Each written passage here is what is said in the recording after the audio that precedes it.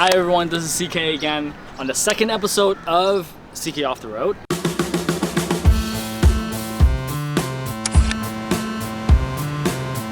Today we're at Benjakiti Park at around Asok, and this is a very beautiful park. It's actually pretty surprising that actually Bangkok has stuff like this. It's quite good. And you know, something really special happened the last few weeks. I think you all heard about Millie. She went on stage on Coachella. She told the world, Thai people, we don't ride elephants, but we eat khania mamuang. And that shows me something, is that we're actually very proud to be Thai. In this video, I also want to showcase you that Thai people are very talented. His name is Kunamo. He calls himself a GPS engineer. What does that actually mean? I'll talk to him later through the camera so you guys can also learn about him. And hopefully Kunamo will be one of the good examples. Wow. So who is he and what makes him so special? Let's check it out. Okay, so we're here with Kun Namo. It's actually a very interesting name because I was thinking like, okay, Namo, what does that mean? And my crew member said Namo Tasa. Okay, so I heard that name before. Heard it before, right? Heard it before. Introduce a little bit about yourself. My name's Namo. I graduated from Melbourne Uni. Okay. Back in Australia, and yeah, since then I've just been working at a engineering firm until last year, where I joined with a couple people to open a GPS correction company. What it does is make accuracy of each GPS, normally from 2 meters down to just 3 centimeters, the size of your thumb. Let's say if you're my client, and your phone is a GPS, we're like AIS or DTAC, where we provide the signal to make your device function properly. Okay, I see. Because the word GPS engineering in many people's mind is the Google Map, the GPS. That's what we're thinking about. But really, there's a lot of the thing that goes towards it, right? That's right. Not the everyday GPS that other people do, but more like the more detail. Yeah. Whether it's a construction site or if it's an agricultural piece of land where you do you provide the server, you provide the data, the signal for the hardware to become more accurate. To be more accurate. That's right. Yeah. Okay, got it. And for tractors to drive itself, it needs to use our corrections. Absolutely. And maybe in the future, like driverless cars, they need to be a lot more accurate to know which lane they're in, not just which road they're in. Yeah. And what draws you to this industry? I'm always passionate about exploring and positioning myself in the world, and I like to go look for things. How long have you been in Australia then? 18 years now. I'm not sure about the law and stuff like that to work in Australia. Yeah. Being a Thai citizen yourself, what was the process like to get a work permit or to get a job there? After uni, you get about 1.5 years to work in Australia, but after that, you're pretty much left on your own. You have to apply for permanent residence, and that's a very tedious process to go through. Both your parents are Thai? Yes. Yeah. Okay. What was that like? To be honest, they're quite open about it. That's great. Yeah. I'm one of the lucky ones. They leave it up to me to make my own choices.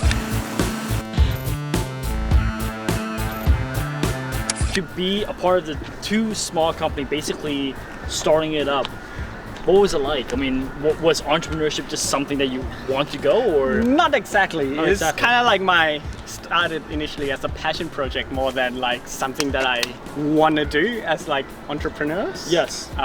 It's just a matter that I'm very intrigued about this technology. Yes. How it can help a lot of people, make things a bit more flexible. Why are you in Thailand right now?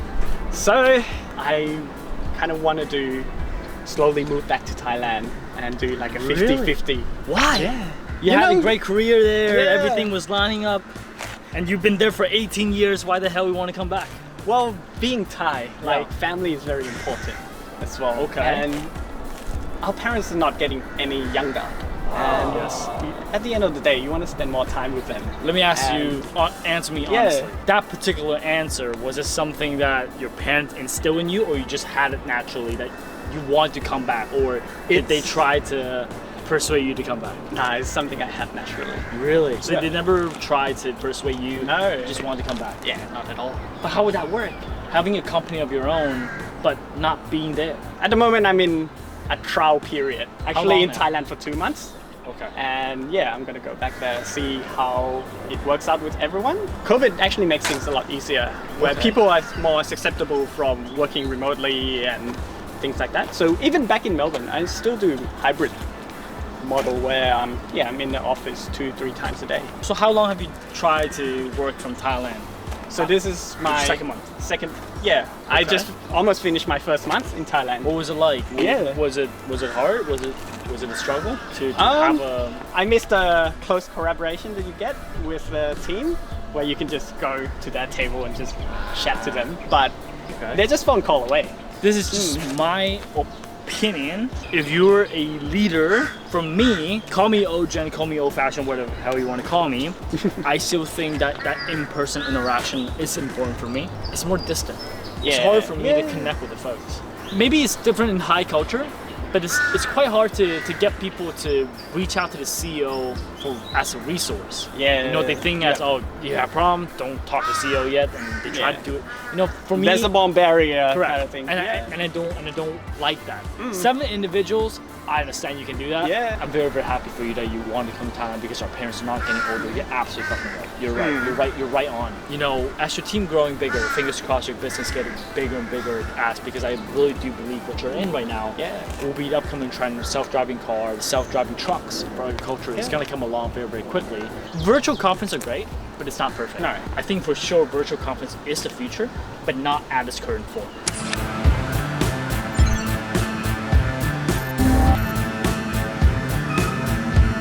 So are there any plans that you want to expand your business in Thailand? At the moment, not in Thailand. The way Thailand operates is a little bit different than in Australia. Okay.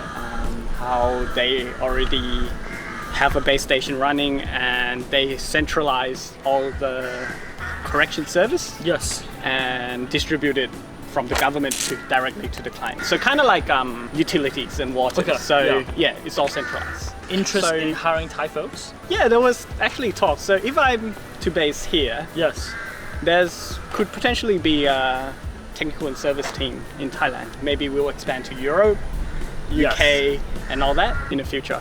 In the field that you're in right now, it might not be the most. It's a very niche. It's very a very, niche very, field, very right? niche. What's your strategy in terms of recruiting people? If it's for Thai, I'll start with universities. Well, the way I was recruited initially was my lecturer is also part of the company that I used to work.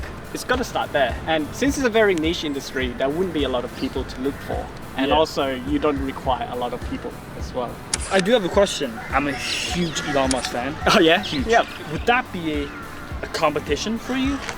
Let's just say Like- Starlink is everywhere. I think that will be a compliment. Just because there's more car running by itself, it means that more people are using our correction service. The data that they collect isn't GPS data. Okay. So it's not going to be competing with. Yeah, it's a bit of a niche field to get your head around. It as is. well. Yeah. I'm trying to understand it better. Anyway, really do appreciate your time and to share the experience with us, and I think hopefully that can empower more Thai individuals to know that Thai people. There's a lot of smart people in this country. Yeah, Just for never sure. heard of it. Not enough media goes toward these people. Yeah. I think for the artist industry, we have a few, like whether it was Lisa or Millie that went on Coachella, that people were like, oh no, Thai people, we're good. There are other fields that Thai people are actually very good at as well, and I'm trying to shed light on those people. Thanks a lot for your time as No, well. thanks a lot. Thank really you a lot. appreciate it. Thank you. And I hope all the best with you. Yeah, and thank you. hopefully you do get to come to the UK and other Yeah. parts of the world and make it in the big scene. All right, thanks. Thank you. Appreciate Cheers. it. สุดท้ายนะครับแล้วก็ฝาก subscribe แชร์ไลค์ด้วยนะครับไปก่อน ยูไม่ได้พูดภาษาอังกฤษกันเหรอ ใช่ Thank you for everyone for watching the video. If you like the video, like, share, subscribe, and even if you don't, I still love you. I love you from the bottom of my heart. If you can freaking take my heart out and tattoo on the bottom and say I love you and appreciate you. Thank you. See, in English, I'm way smoother. Anyway, I love you all. Thank you for watching.